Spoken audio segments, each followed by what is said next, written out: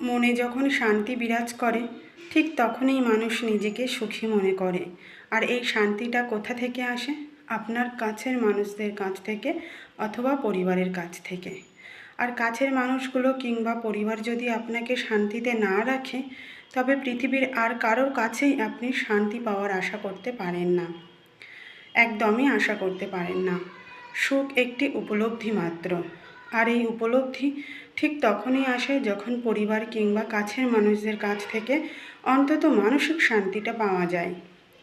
পরিবার কিংবা কাছের মানুষদের কাছ থেকে শান্তি না পেয়ে যখন আপনি পুরো পৃথিবী ঘুরবেন সামান্য একটু শান্তির জন্য, তখন আর শান্তি মিলবে না।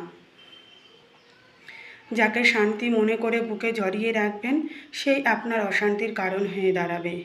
যেখানে আপনার খুব কাছের মানুষগুলো, পরিবার আপনাকে বোঝে না, বোঝার চেষ্টাও করে না, সেখানে আপনাকে অন্য কেউ বুঝবে না কোনো দিন।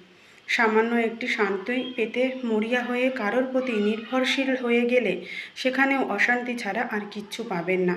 জানেন তো, আমার কাছে সুখী মানুষ তারা যারা কাছের মানুষদের কিংবা পরিবারের কাছ থেকে মানসিক শান্তি পায়। শত মন খারাপ কিংবা প্রচণ্ড খারাপ লাগা মুহূর্তে তাদের পাশে পায়। পরিবার কিংবা কাছের মানুষদের কাছ থেকে সাপোর্ট পাওয়া মানুষদের পৃথিবী আরও কারোর প্রতি নির্ভরশীল হতে হয় না। আর যারা পরিবারে কিংবা কাছের মানুষদের কাছে অবহেলিত, তারা পৃথিবীর আর কোথাও শান্তি পায় না, আর কারোর কাছেই শান্তি পায় না।